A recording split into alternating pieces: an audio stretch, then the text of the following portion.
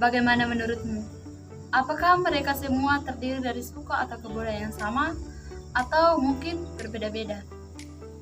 Mungkin terdapat masyarakat yang berasal dari suku Sunda, suku Toraja, suku Jawa, atau suku Batak. Keanekaragaman suku-suku tersebut merupakan suatu gambaran dari sebuah masyarakat multikultural. Lantas, apa yang dimaksud dengan masyarakat multikultural? Mari kita bahas bersama pada video kali ini.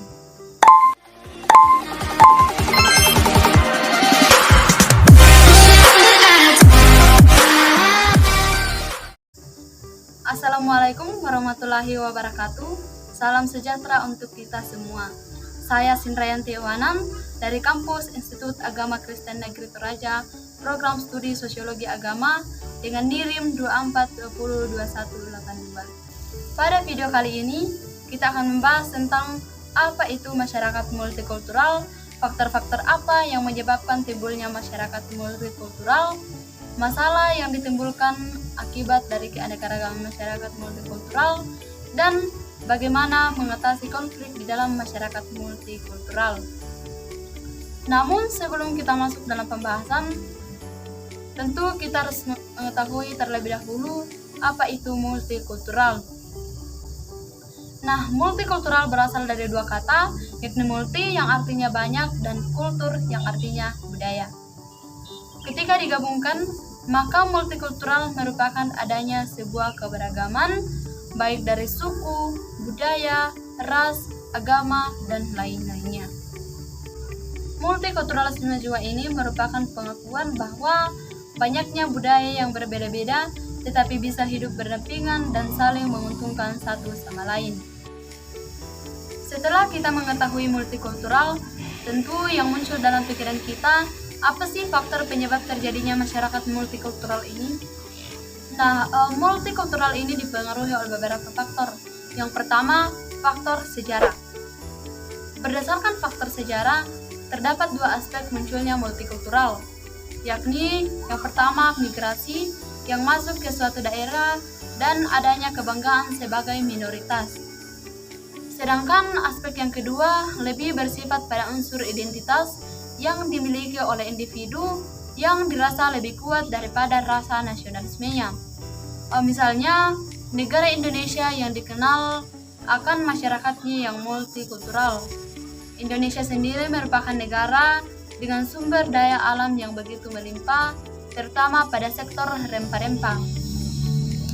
Hal inilah yang membuat negara seperti Portugis, Inggris, Belanda, dan Jepang ingin menjajah Indonesia. Karena penjajahan inilah membuat beberapa negara dapat tinggal dalam jangka waktu yang cukup lama di Indonesia. Bahkan beberapa di antaranya sampai menikah dengan bangsa Indonesia. Hal inilah yang menyebabkan terjadinya penambahan kekayaan budaya serta ras Indonesia sehingga memunculkan masyarakat multikultural. Nah, faktor yang kedua adalah letak geografis. Suatu negara atau wilayah memiliki karakteristik dan kondisi geografis yang berbeda-beda. Kondisi geografis ini akan mempengaruhi fenomena alam yang sering terjadi di wilayah tersebut, baik secara langsung maupun tidak langsung. Perbedaan dari kondisi geografis ini akan menimbulkan corak dan cara hidup yang beraneka ragam dalam masyarakat multikultural. Contohnya, Indonesia sebagai negara kepulauan memiliki banyak daerah gunung dan daerah laut. Tentunya cara hidup mereka di daerah gunung akan berbeda dengan mereka yang hidup di daerah laut atau pesisir pantai. Faktor yang ketiga yaitu adanya pengaruh kebudayaan asing. Masuknya pengaruh kebudayaan asing ini dipengaruhi juga oleh letak geografis di Indonesia, sehingga banyak berbagai unsur agama dan juga budaya yang masuk ke Indonesia. Indonesia terletak di antara Samudra Hindia dan Pasifik, dan jalur tersebut merupakan jalur lintasan para pedagang yang berasal dari Cina, India, dan lain-lain.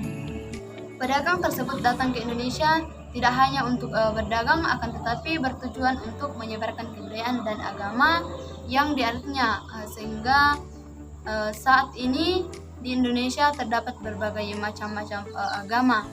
Hal inilah salah satu faktor yang memperkaya budaya dan agama yang membuat masyarakat Indonesia menjadi masyarakat multikultural. Nah, itulah beberapa faktor yang mempengaruhi terjadinya masyarakat multikultural.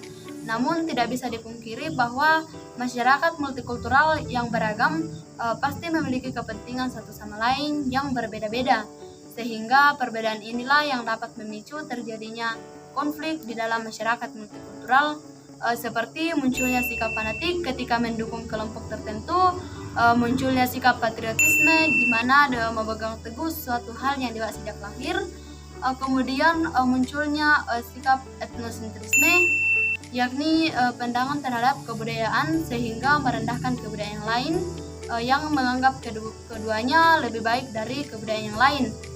Namun apa sih yang perlu kita lakukan untuk mengatasi konflik tersebut? Salah satu yang perlu kita lakukan ialah menjunjung tinggi nilai toleransi. Toleransi adalah sikap menahan diri untuk tidak menggunakan cara-cara negatif dalam menghadapi perbedaan pendapat dan keyakinan.